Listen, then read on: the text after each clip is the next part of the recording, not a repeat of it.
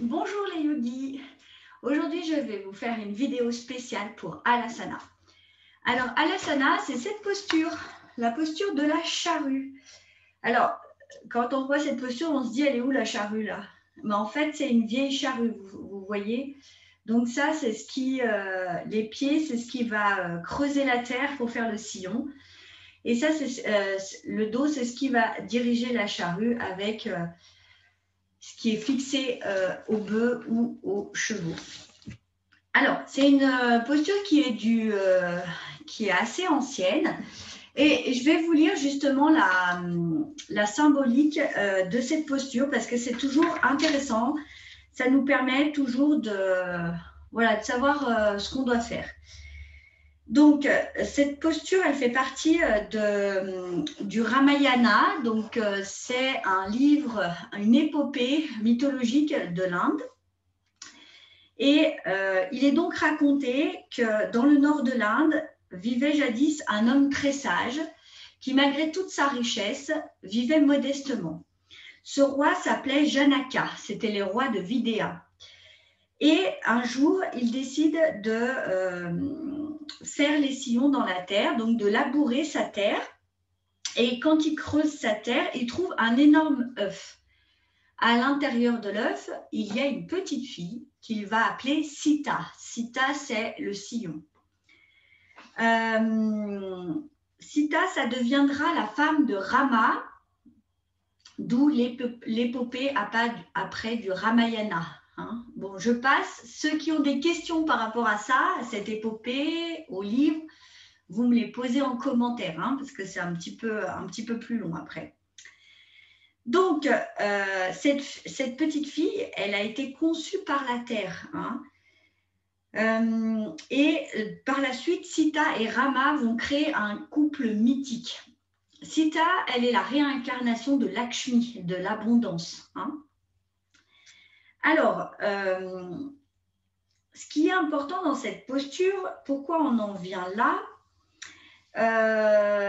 au niveau de cette symbolique, c'est que labourer la terre, c'est l'aérer, c'est garder sa vitalité, éviter qu'elle se tasse et puis qu'elle s'appauvrisse, hein, cette colonne.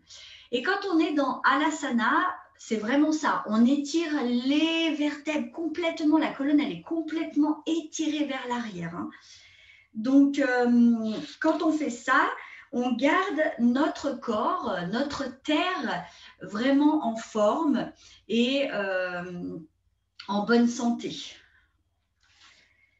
Je vais vous lire ce que disait un maître à propos de cette posture. Vous devriez être comme ce paysan.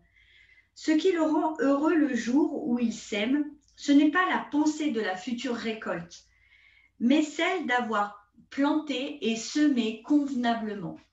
Donc en fait, quand on fait Alasana, c'est vraiment ça. On fait cette posture et on a vraiment l'impression que on va pas y arriver, quoi. C'est une posture qui est très intense et puis qui est technique, mais il faut essayer de la pratiquer, essayer de travailler sur cette posture tous les jours ou voire toutes les semaines, et puis se détacher finalement des fruits. Et un jour, on va faire cette posture de façon convenable et de façon parfaite. OK? Donc, on va décortiquer, je vais donc décortiquer cette posture. Alors, dans cette posture, il y a deux choses. Il y a là le travail des épaules, hein, et puis il y a ici le travail des nerfs sciatiques. Hein. Donc ça, c'est assez important. Alors, déjà, pour faire le travail du nerf sciatique, on va essayer de faire on va essayer de vraiment faire un petit pont. Alors, comment je vais faire? Eh bien, je vous invite à venir sur votre tapis. Je précise que pour Alasana, il vous faudra du matériel. Il faut 2 chaises, il faut des couvertures, des tapis qu'on va replier. Alors, c'est parti, on y va. Donc, pour travailler ici, hein, vraiment le nerf sciatique, l'étirement vers l'arrière, eh bien, je vais tout simplement m'allonger. Je vais prendre une brique et je vais la mettre ici, sous mon bassin. Je vais passer par-dessus et je vais déjà m'étirer complètement. Hein, c'est un peu comme le poisson, sauf que vous ne touchez pas la tête au sol. Et je respire.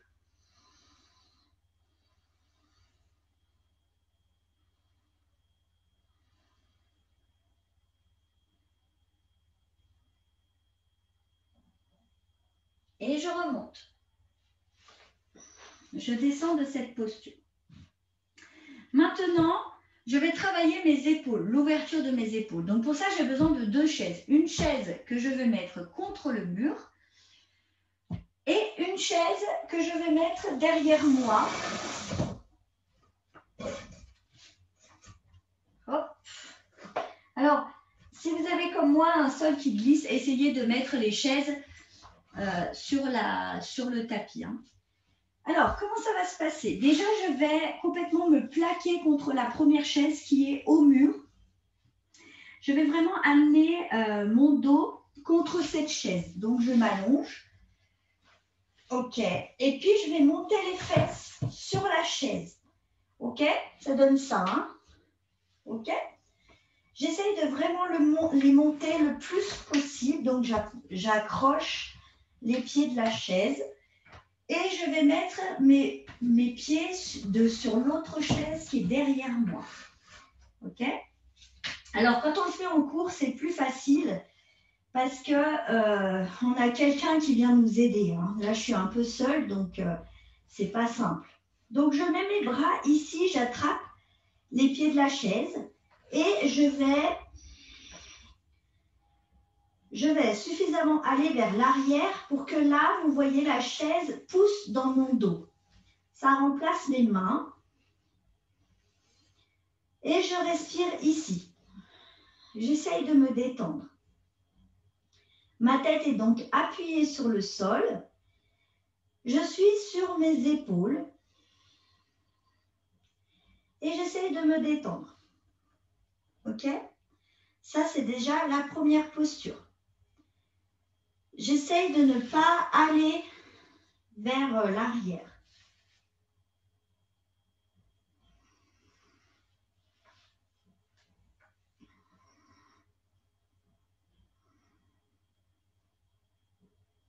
Et puis, je vais relâcher. Je relâche. Normalement, quand je suis ici, je sens que ouah, c'était intense pour les épaules. Hein. Je vais maintenant faire le contraire. Je vais vraiment travailler sur mes épaules et je vais donc pouvoir enlever cette chaise du mur. Hop. Comme dans la première posture, avec la posture sur les épaules, je vais mettre des couvertures au sol. OK.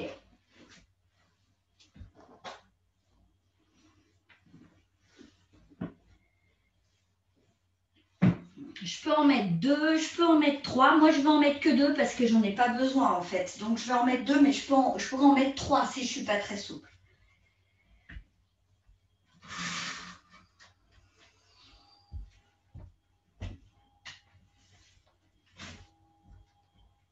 Et je vais mettre un coussin sur la chaise qui est derrière moi. Je m'installe et je vais à nouveau travailler mes épaules. Mais cette fois-ci, je colle mes fesses au mur.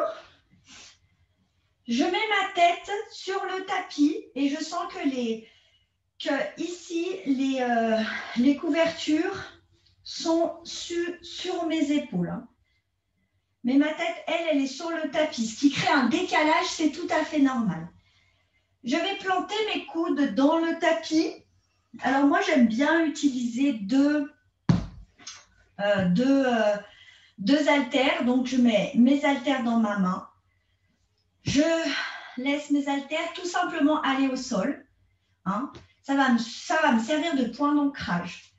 Et puis, comme pour la posture sur les épaules, je vais monter, je vais marcher le long du mur. Et puis après, je vais mettre mes jambes vers l'arrière. Et je vais me reposer ici. OK? Donc, mon dos, ici, il est bien droit. Hein, ça fait un angle droit. Et je n'ai pas l'étirement. Mes pieds ne sont pas encore au sol. Donc, ça va faire travailler ici le nerf sciatique. Hein. OK? Et mes haltères, à quoi elles servent? Eh bien, je vais prendre mes haltères dans la main pour bien ouvrir les épaules. Et je reste, je vais faire 10 respirations dans cette posture.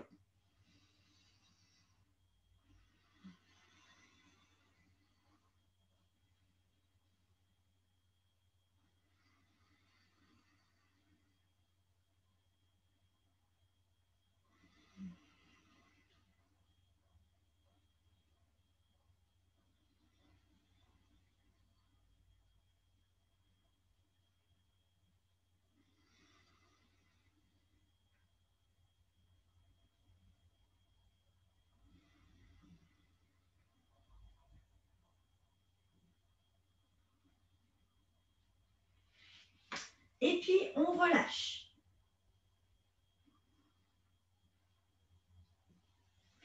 On redescend tranquillement au sol et on amène les jambes sur la poitrine.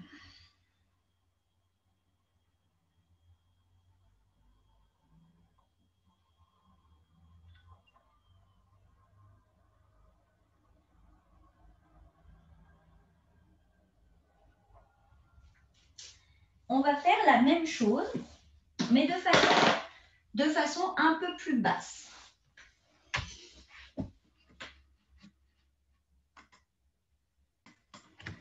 Alors, pour l'étape suivante, on va faire de façon plus basse. Donc, moi, j'ai pris un tabouret. Bon, ici, moi, c'est un caron, mais voilà. Et je vais me sangler les pieds avec mon coussin. Pourquoi je fais ça? Pour créer du poids, en fait, sur mes pieds, pour faire descendre mes pieds un peu plus bas.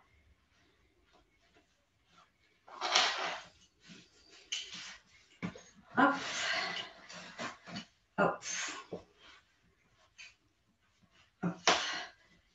Alors, hop, c'est parti. Je me remets comme tout à l'heure. Hop.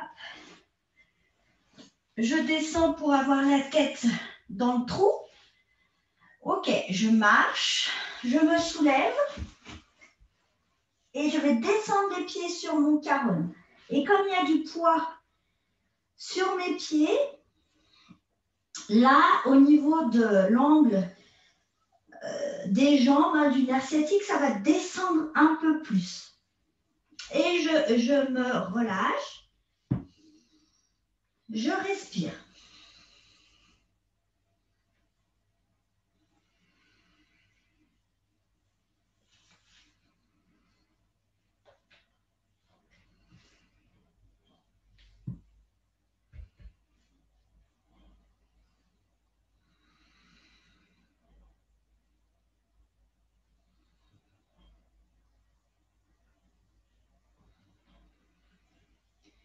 Et puis, je reviens tranquillement et je peux enlever le poids sur mes pieds.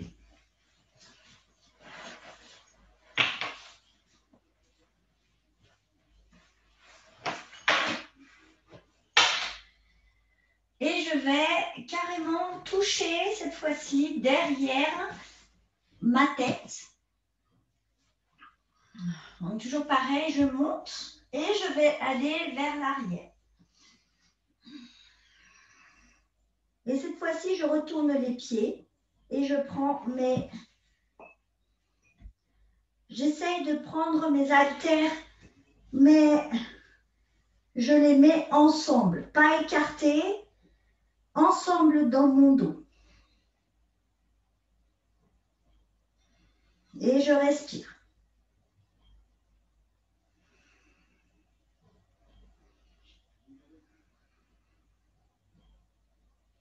Et puis après, j'enlève les haltères. Je joins les mains.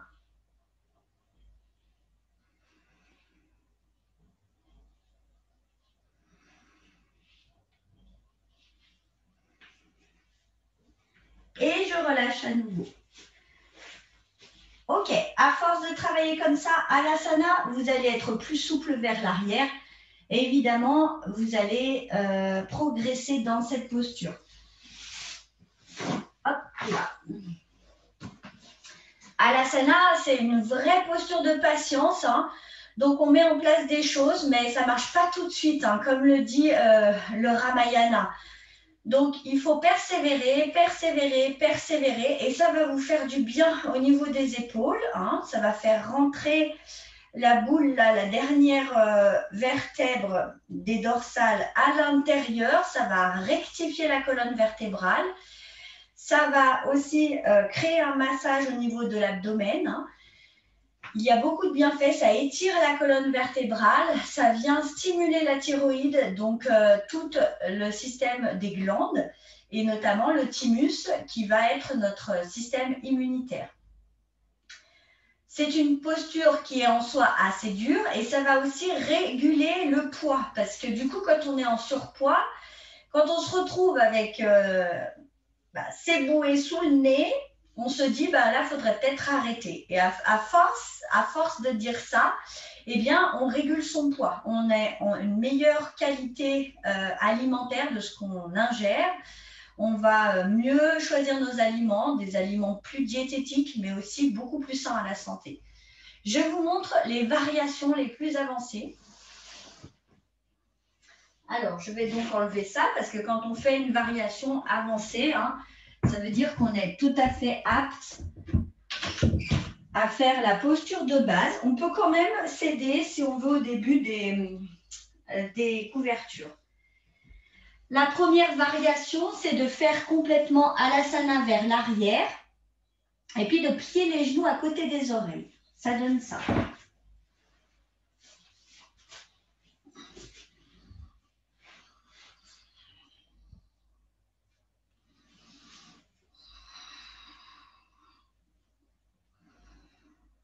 Et puis je plie les genoux.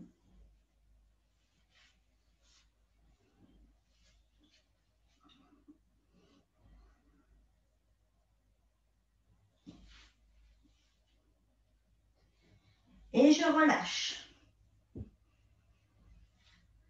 La deuxième variation, c'est de mettre les jambes d'un côté des oreilles ou de l'autre. Donc là, moi, je vais vous le montrer du côté gauche, de façon à ce que ce soit bien clair. Donc, je mets mes jambes au centre et puis après, je vais sur le côté gauche et je peux même plier à gauche.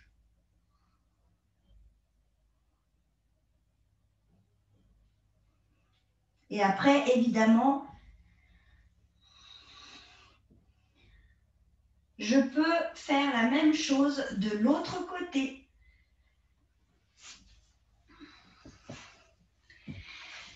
Et je regarde ma feuille, savoir s'il y avait autre chose. Ah oui, on peut aussi faire avec une jambe tendue. Je remontre ça. Donc, il y a aussi une posture de Alasana qui est plus difficile. Donc, version 1, version 2. La version 3 est la suivante. Je vais dans Alasana. Je plie. Et puis, je tends une jambe.